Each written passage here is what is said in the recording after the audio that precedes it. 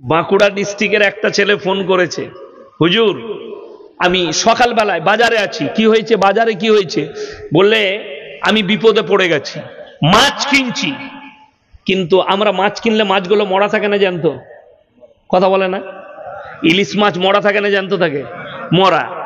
যে মাছটাই কিনবেন মার্কেটে মরা। এখন যেগুলো জ্যান্ত মাছ দেখছেন পাওয়া যায় না, যায় না, জ্যান্ত মাছ ট্যাঙ্কিতে ছাড়া থাকে। এখনই আমি ইউটিউবে বলে দিলে এটা চলে গেলে যারা মাছ ব্যবসায়ী তারা আমাকে গাল দিবে। কেন বলুন তো?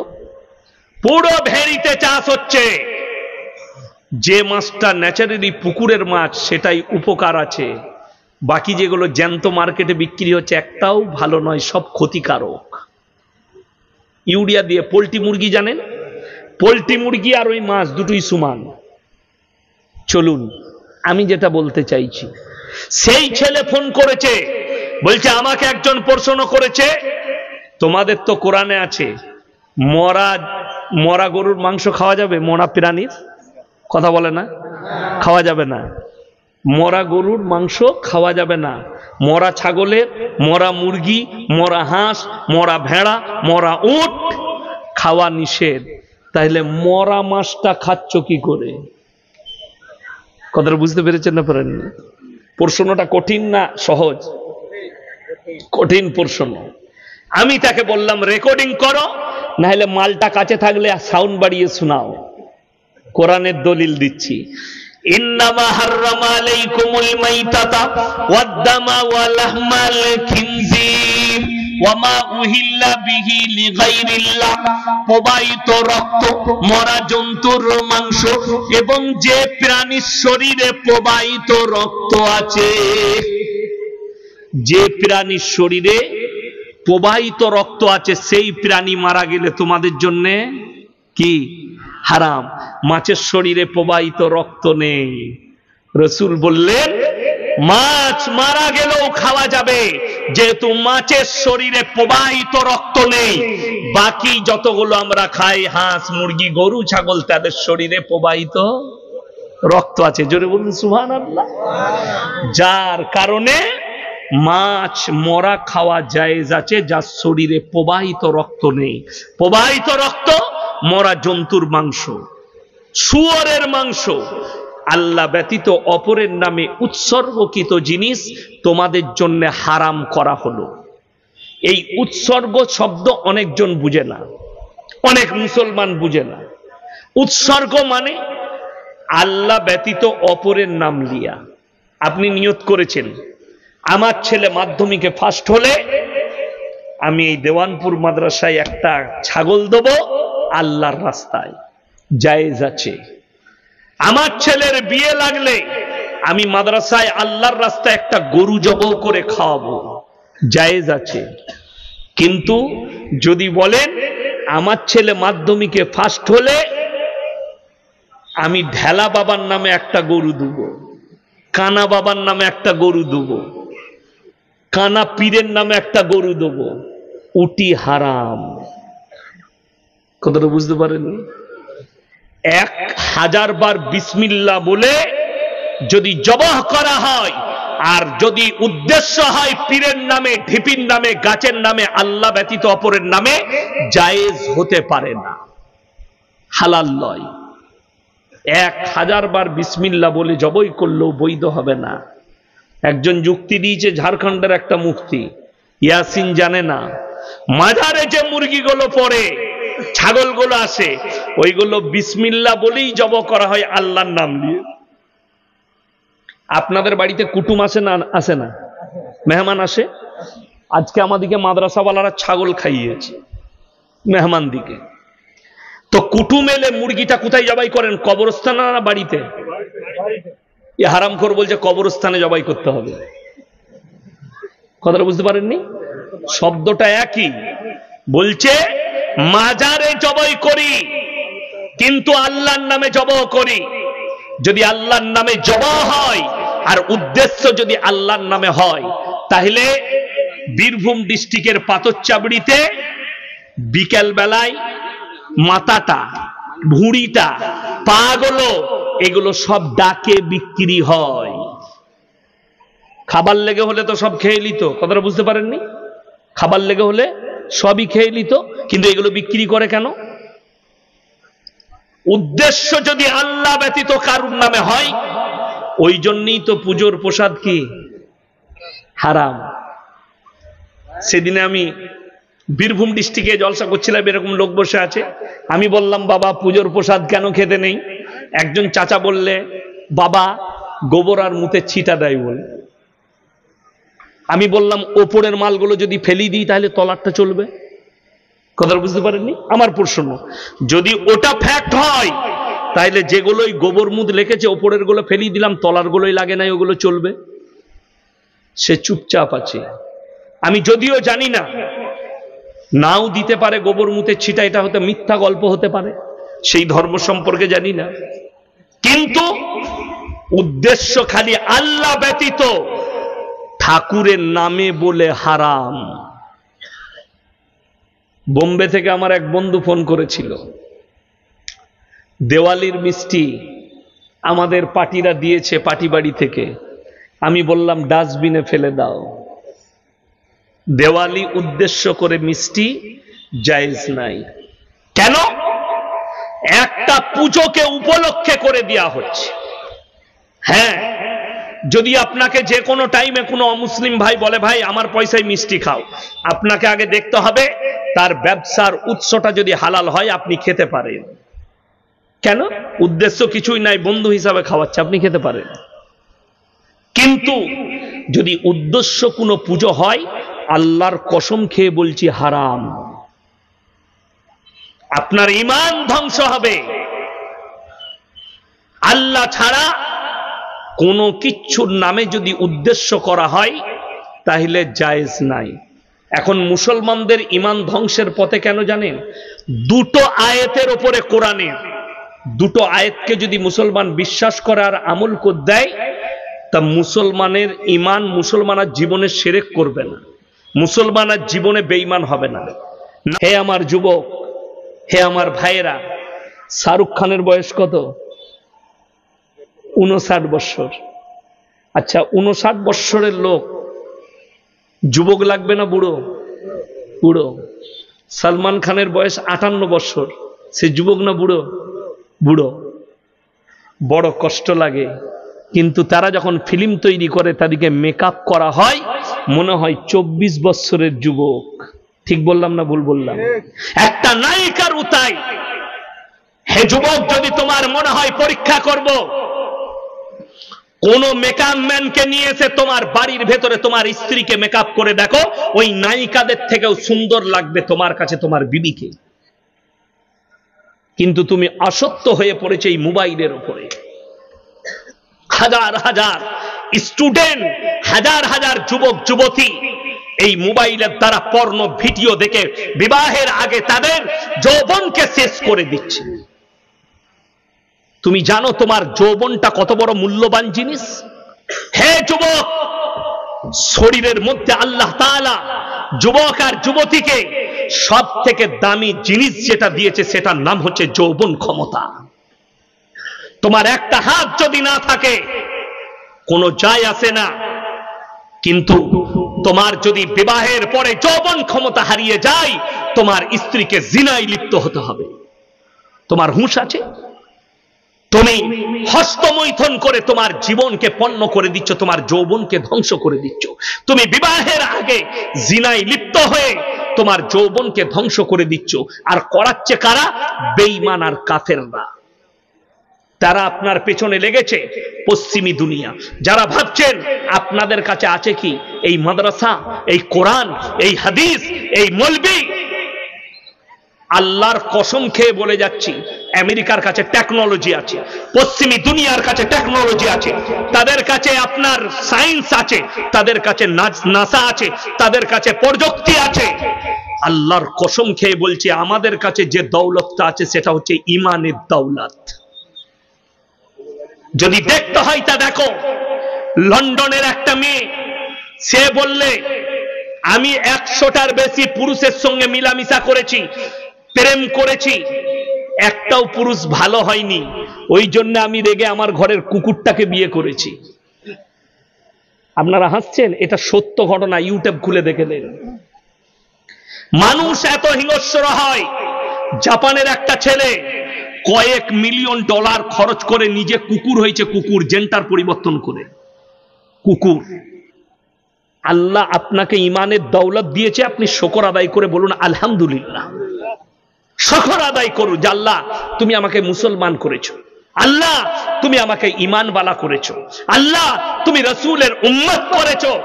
তাকিয়ে দেখুন যারা নিজেদিকে মডেলিং বলছে, যারা নিজেদিকে বলছে আমরা জ্ঞানী, জানেন সব থেকে বেশি সমকামী কোথায়? আমেরিকায় নয়, লন্ডনে নয়, ব্রিটেনে নয়, জার্মানে নয়, সব থেকে বেশি সমকামী হচ্ছে চাইনাতে। চাইনা যারা নিজেদিকে বলছে আমরা পৃথিবীর টেকনোলজিতে এগিয়ে, ওই চাইনায় যখন মানুষের 70 বছর বয়স হয়ে যায় তাদেরকে ইঞ্জেকশন দিয়ে মেরে দেয়। কেন? যে এরপর তো যুবক উঠছে, ওকে মেরে দাও, ওর থেকে লাভ নাই, ওর দ্বারা কাজ পাওয়া যাবে না, বুড়ো হয়ে গেছে। আর আপনারা ইমানদারির সঙ্গে বলুন, ইসলাম বলেছে, কোরআন বলছে ইম্মা ইয়াবলুগান্না ইনদাকাল কিবার আহাদুহুমা আও কিলাহুমা ফালা তাকুল্লাহুমা উফফি ওয়ালা তানহারহুমা ওয়া কুল্লাহুমা কাওলান কারীমা।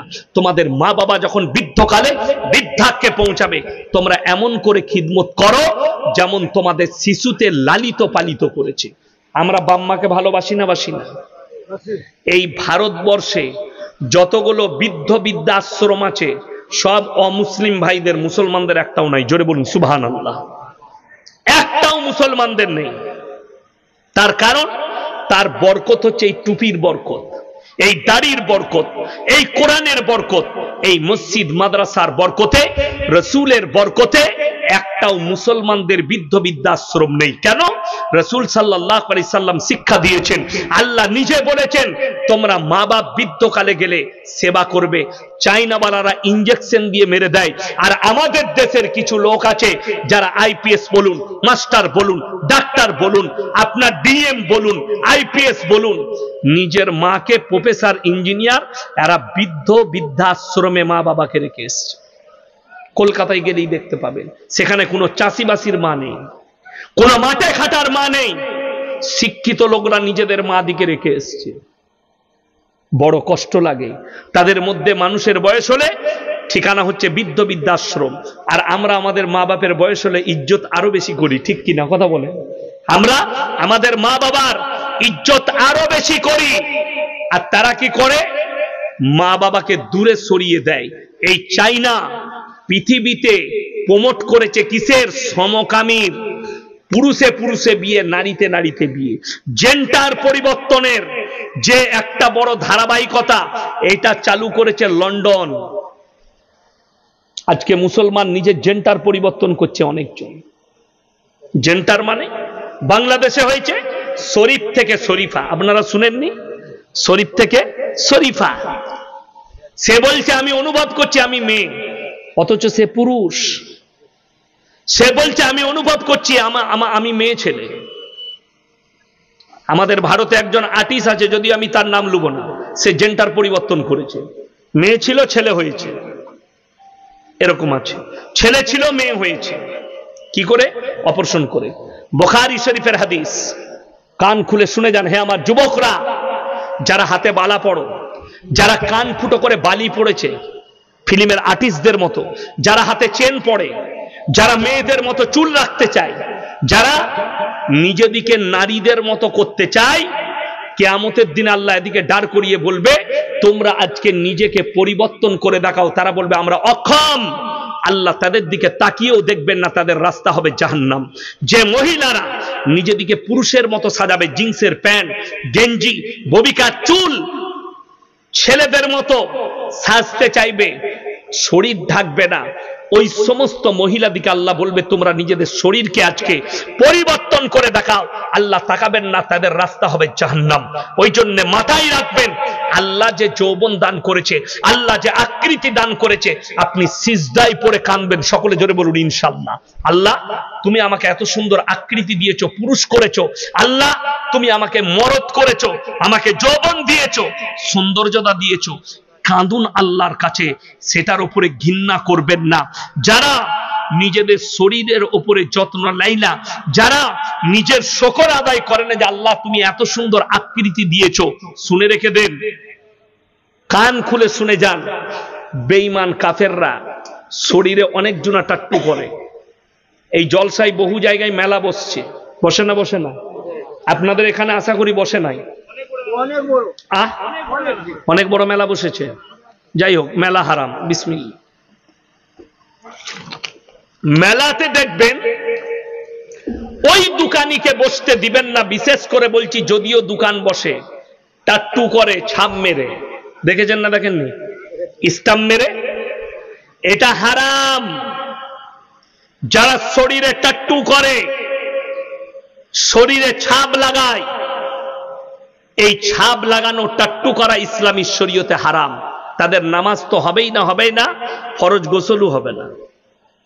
যদি কেউ করে থাকেন ভুলবশত, ডাক্তারখানায় গিয়ে অপারেশন করে নেবেন, কেমিক্যাল দিয়ে ডাক্তারে তুলে দিবে, মাজবেন তা যদি জান্নাত পেতে চান।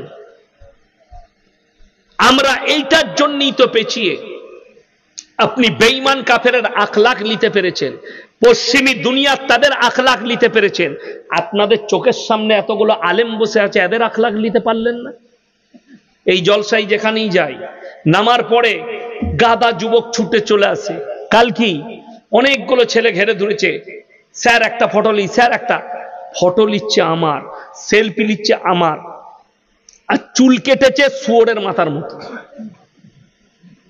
হ্যাঁ, তো আমার মতো চুল রাখ, আমার মতো পোশাক পর। পোশাক পরছে বেঈমান কাফেরের মতো, পোশাক পরছে ছিঁড়া। বেঈমান কাফেররা মেহনতে কতটা কামিয়াবি হয়েছে দেখেছেন? আল্লাহ রসুল সাল্লাল্লাহু আলাইহি সাল্লামের সুন্নত টাকনুর ওপরে কাপড় পরা। টাকনুর ওপরে না নিচেই? পুরুষদের জন্য টাকনুর ওপরে কাপড় পরবে, কিন্তু বেঈমান কাফেররা যে প্যান্টগুলো তৈরি করছে পুরুষদের টাকনুর নিচেই।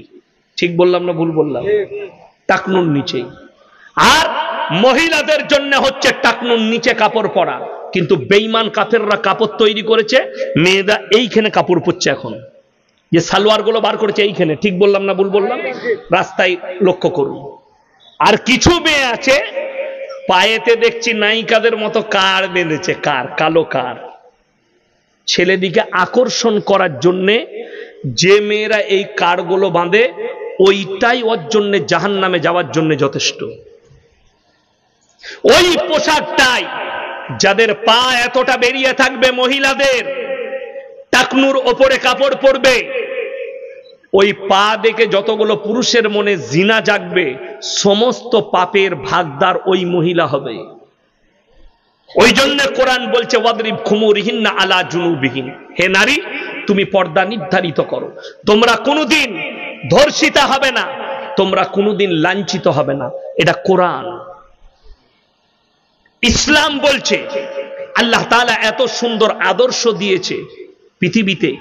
ইসলাম কেমন বলে দিই, আমার ভাই স্বামী বিবেকানন্দের মতো লোক বলেছে।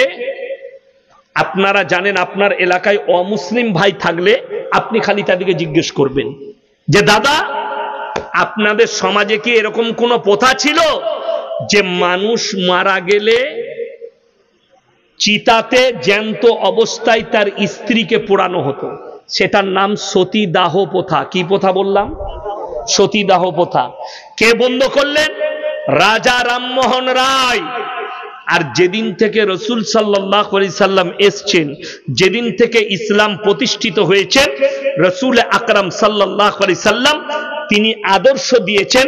তিনার প্রথম বিবির নাম হচ্ছে খাদিজাতুল কুবরা রাদিয়াল্লাহু তাআলা আনহা।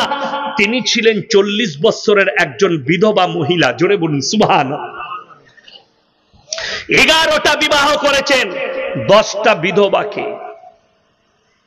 নবীজি বুঝালেন বিধবাটা ডাস্টবিনে ফেলার জন্য নয়, বিধবাটা জিনা করার জন্য নয়, বিধবাটা ব্যবহার করার জন্য নয়। কোরআনে আছে তোমাদের যদি পছন্দ হয় তোমরা তাদেরকে বিবি রূপে গ্রহণ করো, আল্লাহ এর মধ্যেও খায়ের বরকত রেখেছে। এখন মুসলমানদের একটা টেন্ডেন্সি এসছে, শুনে নেন, ইসলাম বিরোধী টেন্ডেন্সি। অথচ সে নিজেকে মুমিন বলে, নামাজ পড়ে, সবই করে, কিন্তু সে জানে না যে আমি রাসূলের বিরোধিতা করছি। কেমন ভাবে করে বিরোধিতা?